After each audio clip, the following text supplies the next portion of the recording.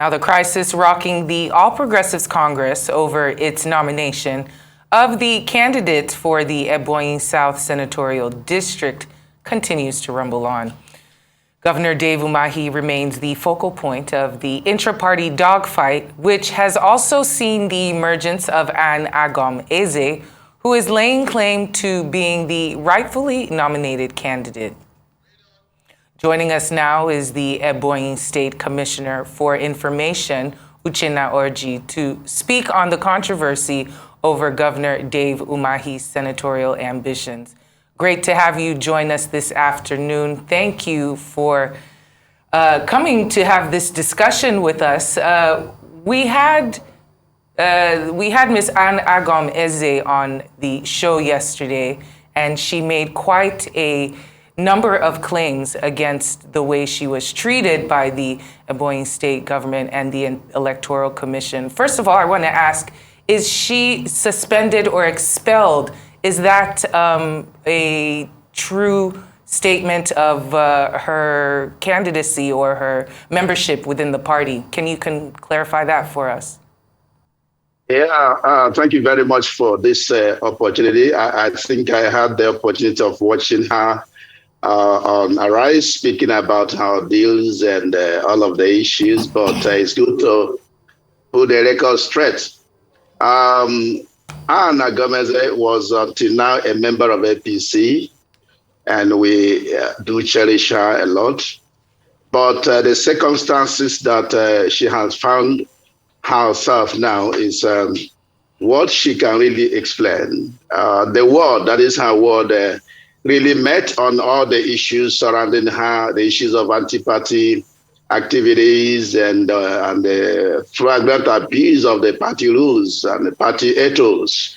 And the word met, that is the word executive committee, and resolved consensually to pass a resolution to expel her. In the first place, they had to suspend her, and subsequently did expel her for being found wanting in acts that are capable of causing disrepute to the party. Of course, they acted in line with the provisions of the APC constitution. And after that, they had to pass that resolution to the local government executive committee of APC that did ratify what they did. And in turn, the local government executive committee had to send the returns of what they did to the zonal committee, the zonal executive that met on the matter and decided to transmit the resolution to the state executive committee of the party. And the party looked at it, also further gave her a fair hearing, gave her opportunity to come and, and explain what actually warranted all of those things that she did. And she never did show face. So the party had no option than to really, affirm that resolution. And of course, I'm sure the resolution has been transmitted to the national office of the party. And of course, the rule is that given her class of membership, it wouldn't require the national to ratify. Once the word does the resolution, it does suffice. And that's what has happened. And let me mention that our party is being fair to every member of the party. You will recall that when the first election was held, the primary election at the zonal headquarters in Afibo North, yes, Ann was there. Nobody did molest her. There was no problem at all. Even though going by the zoning arrangement, the internal democracy of the party at the state level, the senatorial ticket was zoned to a different local government, and that incidentally is the local government of my dear governor. And of course, we have 5 local government areas, so we try to do zoning at all times. Every government in power does zoning to ensure that there is equity, there is peace, there is justice. But this said and flagrantly disregarded that very zoning arrangement that did zone to them, to her local government, House of Reps. As at that time, House of Reps has been produced in her local government, leaving for the local government, one of which is to produce the Senate. That is the local government of the governor. By coincidence, not by anything, because that local government had never gone. That is the next local government to go for Senate in line with our arrangement right from 1999. And so She was not molested, but we are surprised that she keeps talking about molestation and all of that. But the truth of the matter is that people are no longer happy the way she's telling lies, going to different media platforms to tell lies. For instance, she was going to say that there was a judgment in her favor, but today she's no longer saying that there's judgment in her favor. That no court has pronounced anything in her favor, not even any of those elections, the primary elections conducted, went to her favor. The first primary election, she was defeated. Mr. Uchenna Orji, allow me to briefly interrupt you. No matter how this case is presented, the optic does look very bad. To some political watchers, there's a level of desperation at play here. The governor ran for the presidential ticket of the party. He lost it, and he seems to be in need of a fallback plan. Of course, his brother stepped down for him, and the way Mrs. Ann Agom-Eze is presenting it, she's been bullied into doing the same, which begs the question of how democratic the APC as a political party actually is. According to her, she was not notified of her suspension. She wasn't even notified of her expulsion. She got to hear about it from grapevine, and she alleged, that there's a plan to kill her if she actually steps into Ebonyi State. So how do you explain all this controversy over the fact that the governor wants to run for senator? If there was any issue of desperation, it's Mrs. Ann Agom-Eze. Like I did tell you, a zoning arrangement does not favor her. She was allowed to contest election. There was no molestation. Our governor has the right under the Constitution of the Federal Republic of Nigeria and under the Electoral Act as amended to contest for that position. Section 115 of the Electoral Act as amended in March does contemplate a candidate having 2 nominations. It has been a norm in the political system.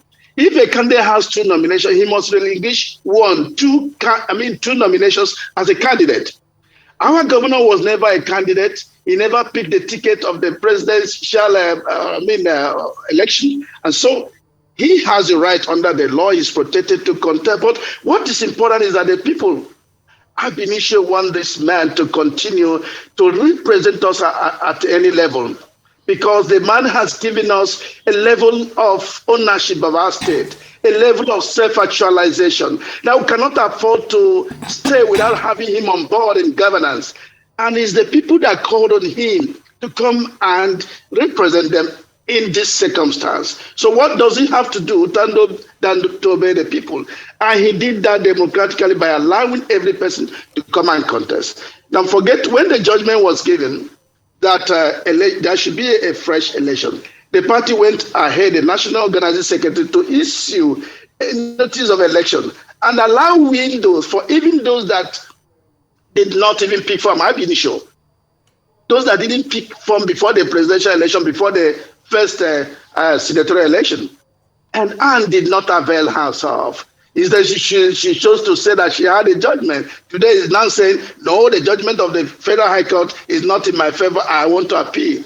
However, the internal democracy of a party is not meant, of our party is not meant to be challenged. So we leave it up to her and the party at the national level. But the truth of the matter is that she was given fair hearing, was invited. There was a petition by one Obi Nobunaya, and the party at the one level did invite her to come. And she failed or refused to come, and they went ahead to do what they should do. They followed the processes. And not at the state level, she was given opportunity for fair hearing, which she never availed herself. What do we do in the circumstance? Well, you're saying she never availed herself. You know, while I wasn't here for that interview, if someone this is still her version of events, but I'm just trying to look at a bigger scope here. What message does this send to women who are aspiring to contest, for positions in politics with the treatment that we're seeing of Mrs. Agom-Eze here? I mean, even if you say what she's alleging is wrong, the way that you're representing her or the way that she's being portrayed is not exactly very,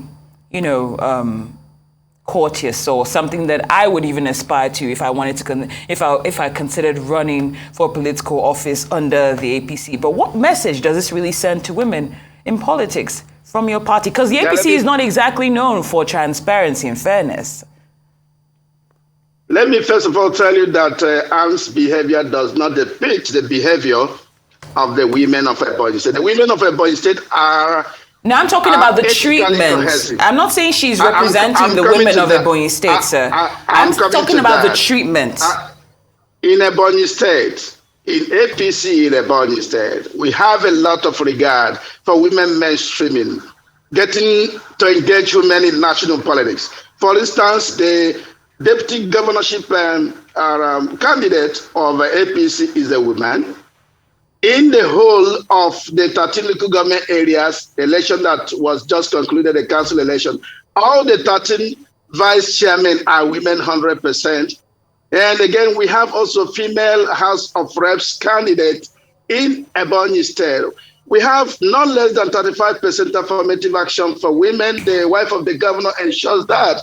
And Mrs. Ann does appreciate that. Please let us talk to our conscience now. We have 5 local government areas. And House of Reps, by our norms, by our tradition, has been zoned to her local government where she's married, a very small local government. And now she wants to now get to have a Senate in that same local government. The governor did not say she shouldn't come to contest. She still came and contested, came alone, even though nobody voted for her and nobody molested her. So what is the treatment that we are talking about? Is it that the world does not have the powers to invoke their rights and powers under the Constitution to suspend an erring person, somebody that's not been with PDP candidates? One of the PDP candidates, senatorial candidate, has been sponsoring her, and we have it on good authority. And the idea is that for her to now get a ticket and relegate it for the PDP. That is clear case of anti-party. But even at that, we are saying, can you come home? Can you come and know the will of the people of Ebonyi South? Come to talk of it. What about her fear that she will be killed if she steps foot in Ebonyi State? I want to say clear here that if she does step her foot to Ebonyi State, nothing will happen to her. And nothing has ever happened to anybody. Somebody who went and stood the election meant for another local government, she was not lynched. Nobody even assaulted her. She's our good mother. In the right sense, she needs to appreciate the ticket of the women. Uchenna Orji, I'm so sorry to cut you short, but, well, we've run out of time. Thank you so much for joining us on New State.